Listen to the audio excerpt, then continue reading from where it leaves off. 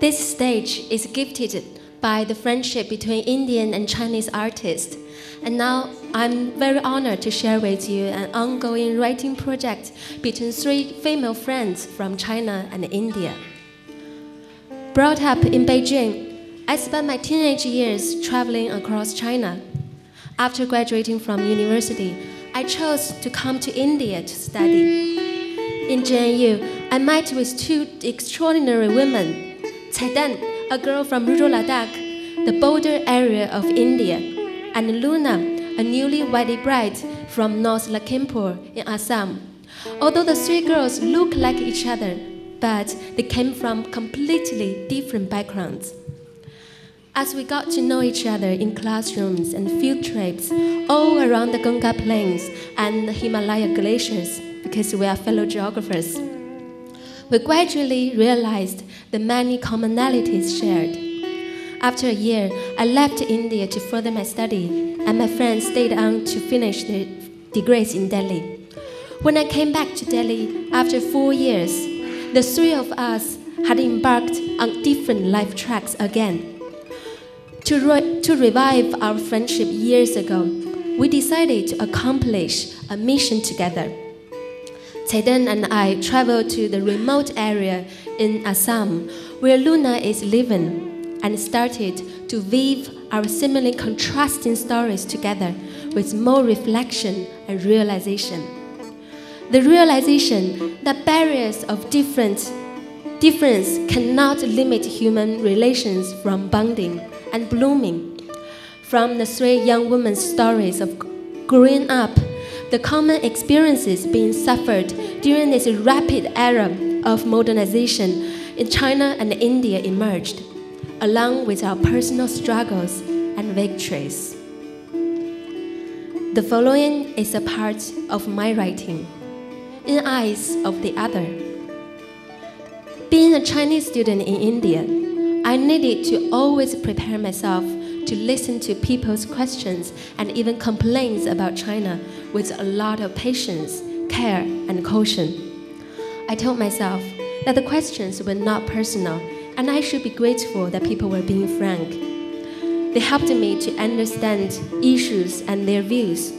On the other hand, I gradually became the one Chinese person that people would consult when they wanted to know about India in some only rare occasions, such as high-level visits, trade disputes, natural disasters, or other breaking news.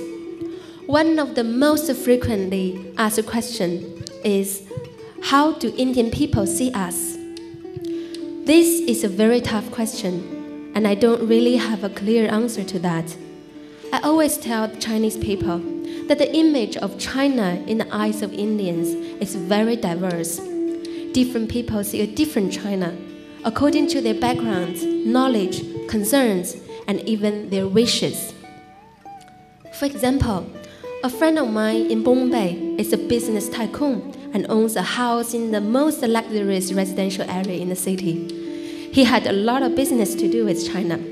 I got to know him when I was volunteering for the Beijing Olympic.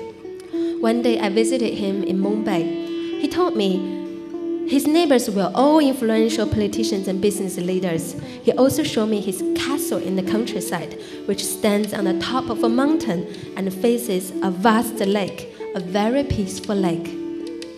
In his eyes, China's success is all about capitalism. He strongly argued, when China was a communist China, we were same. Actually, India was even better off.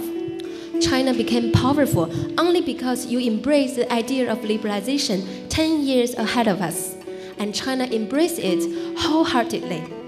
Look at those Indian MPs in the parliament arguing for distribution without thinking about growth.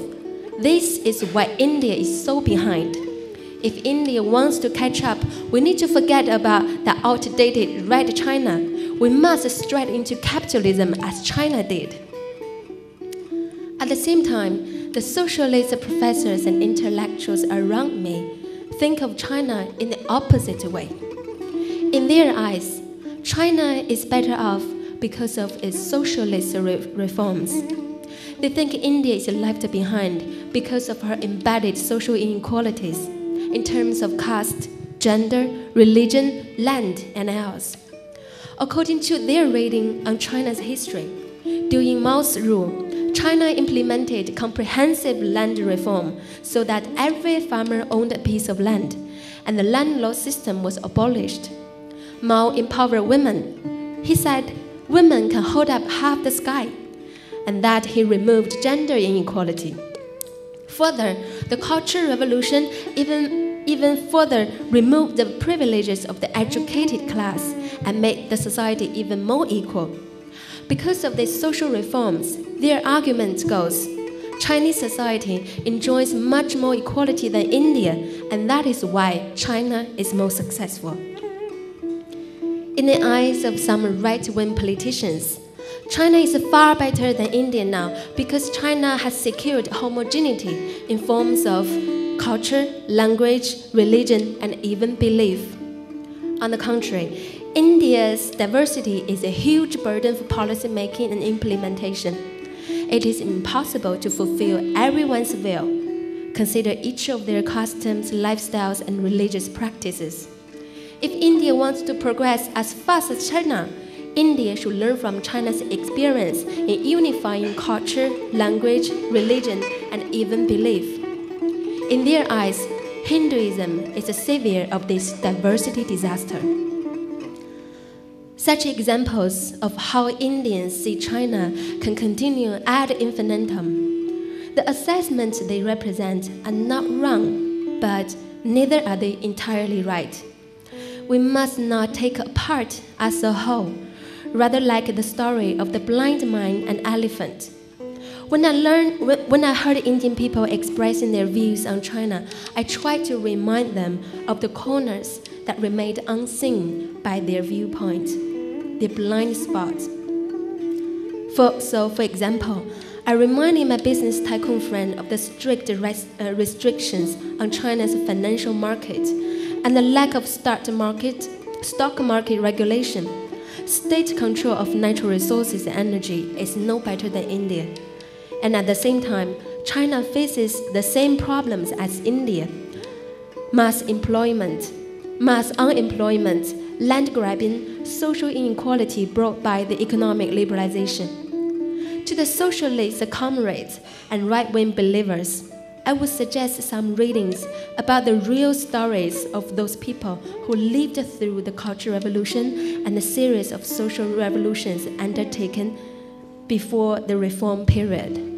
Sometimes, real stories had the effect of bringing theories down to earth. Understanding a different country is not an easy task. We need to constantly talk to each other and let the other know what we think. Listen to the other's thoughts. Only by doing so do we come to know our limits and get closer to the reality of the other. Indeed, it is only through the lens of knowing the other that we get to understand ourselves truly and deeply. Now let's welcome a song inspired by the bittersweet journey of knowing the other, To Be Close to You and Freedom.